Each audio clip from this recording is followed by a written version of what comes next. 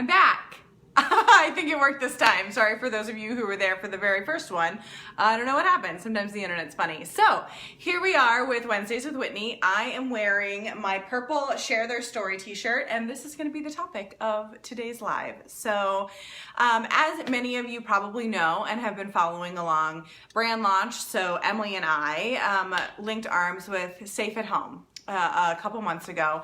Safe at Home is an organization through the Secretary of State that helps conceal the addresses of those who have left domestic abuse situations. So let me break that down because that's a lot of words. So people who have successfully exited abusive situations, they can go to Safe at Home and they can conceal their address for things like voting. So think about if you've been running from your abuser, you've been trying to get away, and all you want is some peace and quiet, and then the second you register your address to vote, then they can find you. So Safe at Home helps protect those people who have done the very courageous thing of leaving their abusive situations. So when we were presented with this opportunity, Emily and I were just like, yes. And when we started talking about it, we really wanted to focus on real life stories of people who had gone through domestic abuse situations. And I honestly thought that we would have a hard time finding people to talk to, which is now ludicrous to think that I thought it would be difficult to find people to talk about domestic abuse. When Emily and I started creating the campaign, we reached out. We just said, hey, we're looking for people who are willing to talk about the trials and tribulations they've overcome in regards to domestic abuse, whether it was when you were young or a partner that you were with. Will you share? And we were overwhelmed with people who responded. People who were still in situations that just wanted to say, hey, me, but I can't talk about it. People that had been out of these situations for 50 years and it was still weighing so heavy on them. And I was in the beautiful and heartbreaking position to be talking to a lot of these women. So we had a lot of women start to submit their stories. And I would love to say that we had a lot of guys, but we didn't. So I know that that's out there and that happens, but the data that I collected and the stories that I collected were from women exclusively. So as we started getting stories, it was my job to go and read through the stories and ask follow-up questions, because what the goal was with our Share Their Story campaign was to really give voice to these stories that can't be told.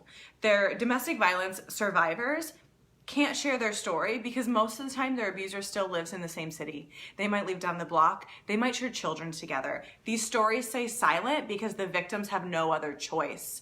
And honestly, something that I learned when I was talking to these people is that a lot of times the violence was noticed by neighbors, by family, by friends. It was noticed, it was acknowledged, it was recognized, and a lot of times people either turn the other way, or when you're in a situation and you don't know how to get out and you don't know what those resources are, I learned so much about the barriers to exiting a domestic abuse situation.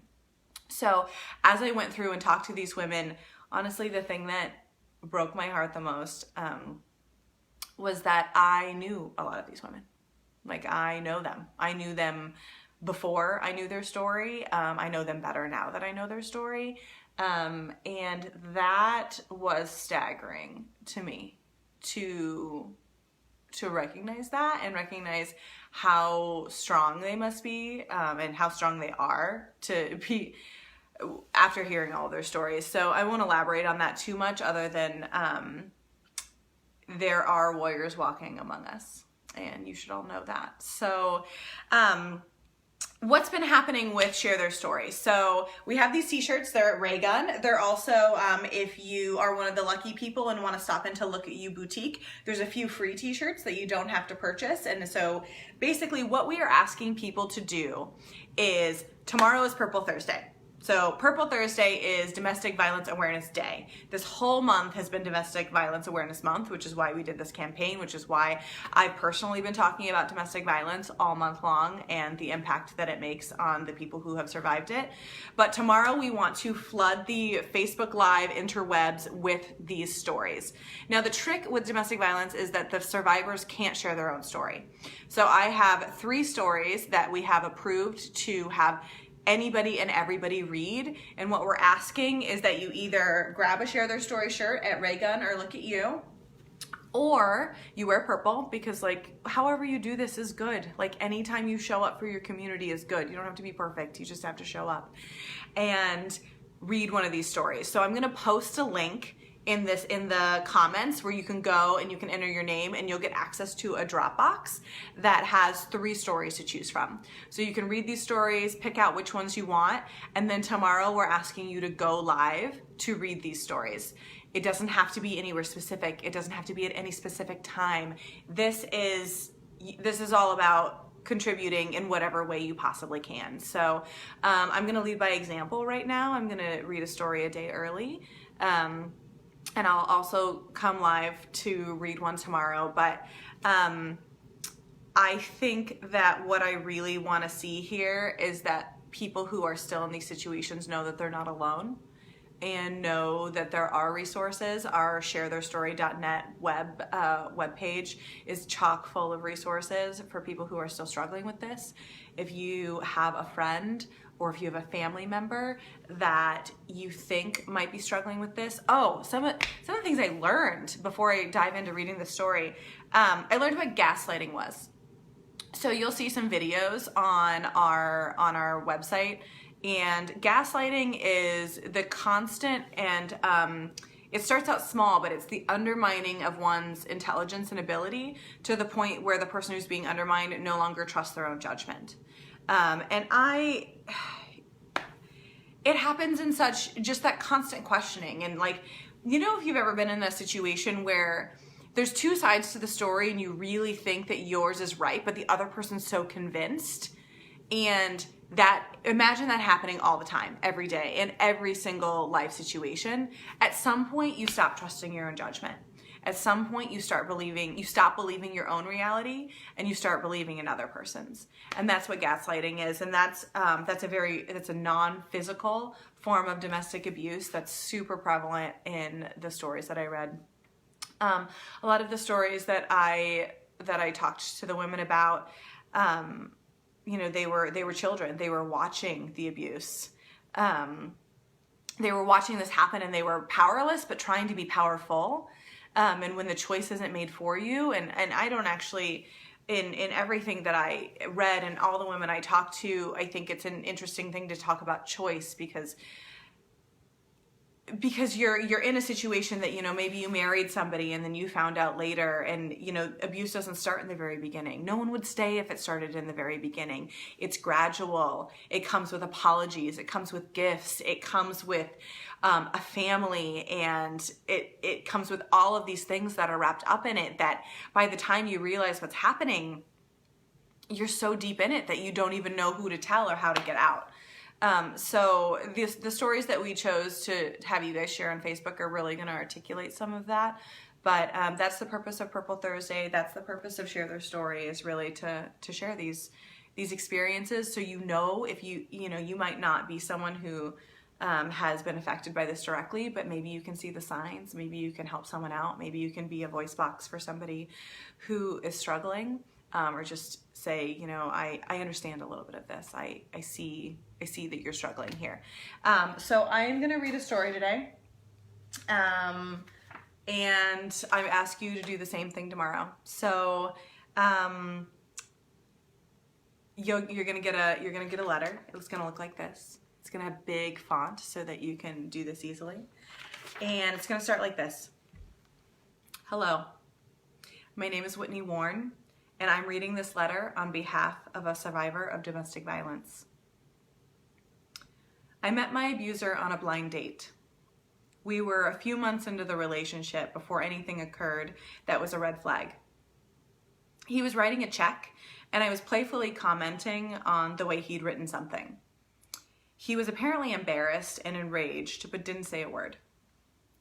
When we got in his car, he sped out of the parking lot and started driving incredibly fast down the street, to the point that I felt unsafe, and I commented so. He ignored me initially and then started screaming at me.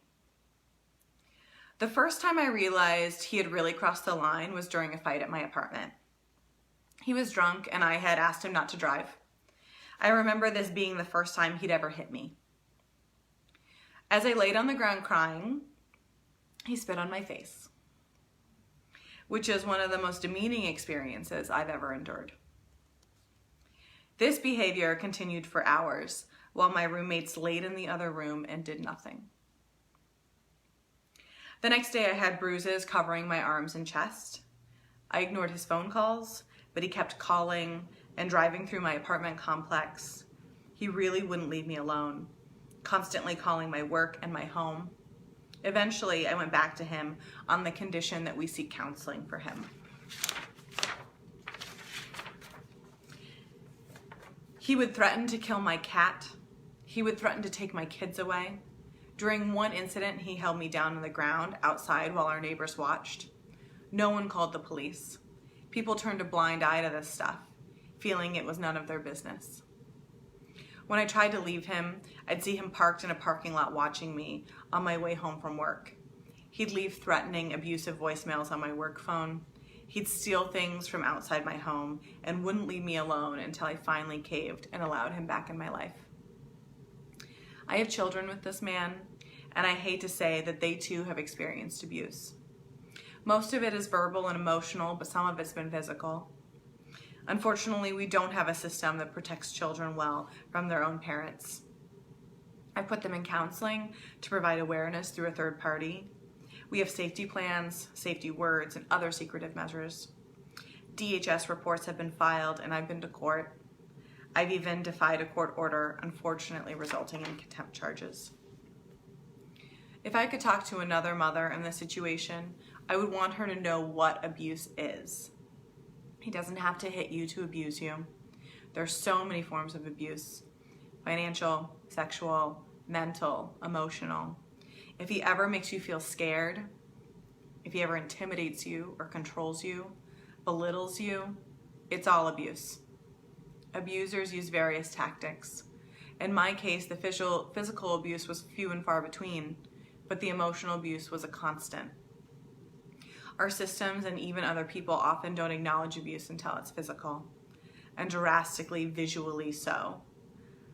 And oftentimes abusers are charming, kind, sensitive, giving, and in general wonderful until they aren't. They trick you, and they trick those around you. There is a way out. Join us in breaking the silence around domestic violence. So that's an example of one of the letters. And they're not easy to read. I've been reading these for a couple months now. I feel like I have a few of them memorized, which is not ever anything I wanted to have memorized, but it's nothing in comparison to the people who have lived through these stories. So there'll be resources on this Facebook Live so that you can join us, and I hope that I see you tomorrow on Facebook Live or on an Instagram story and sharing the story, wearing purple and standing up and breaking the silence around domestic violence. Thanks, guys. Have a good day.